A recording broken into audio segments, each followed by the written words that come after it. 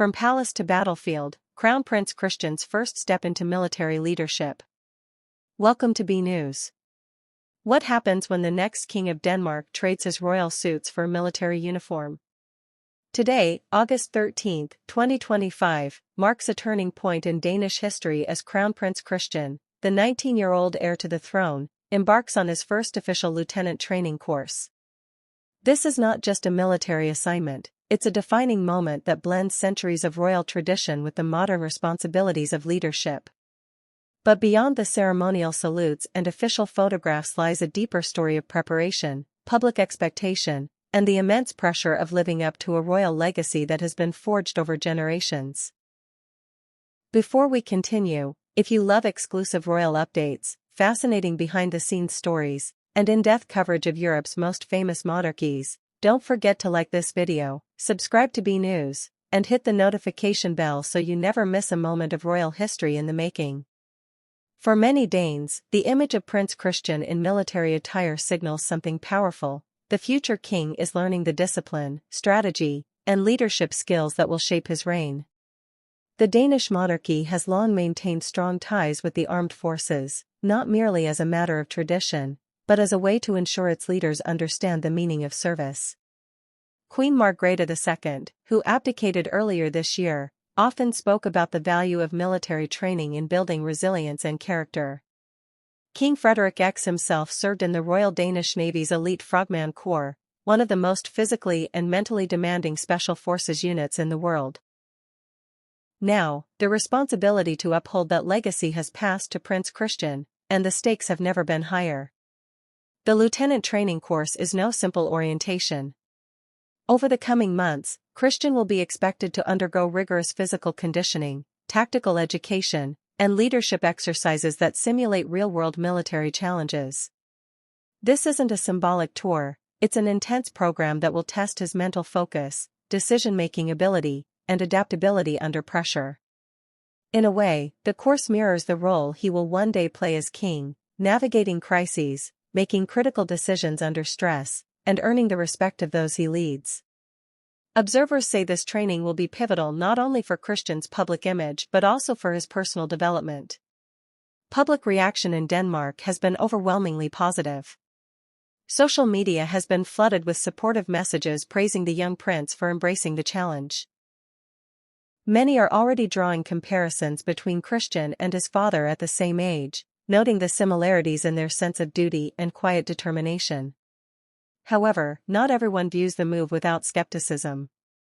Some critics argue that in today's diplomatic and symbolic monarchy, military training is outdated and unnecessary.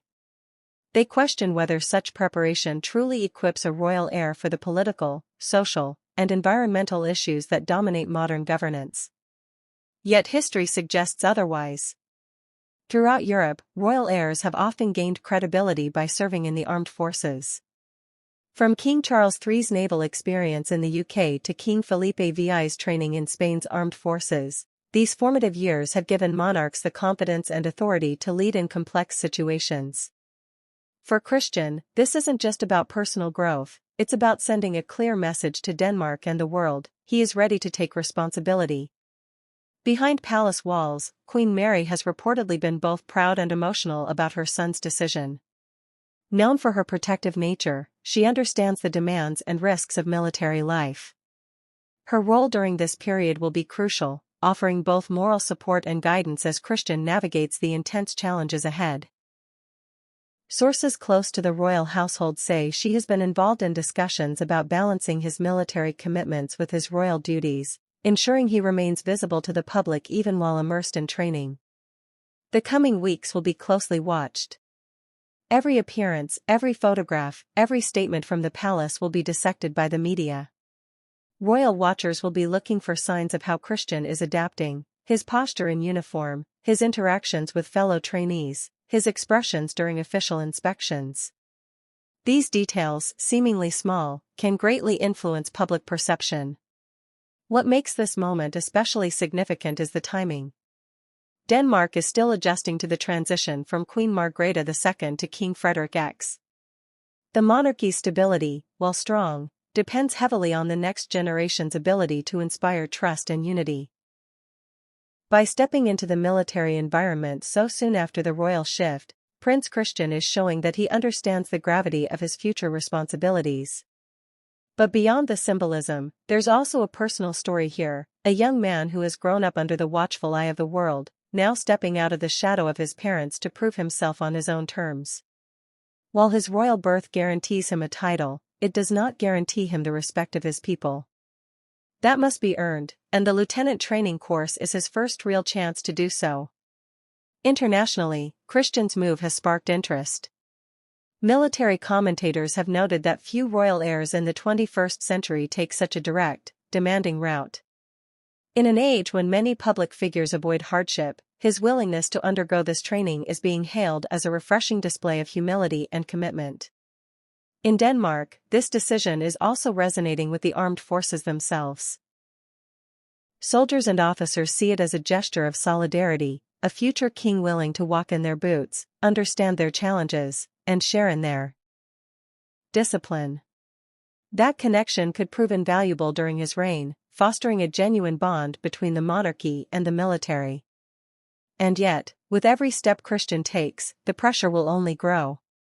The lieutenant training course is not just about endurance, it's about resilience under scrutiny. Every misstep will be reported, every success magnified.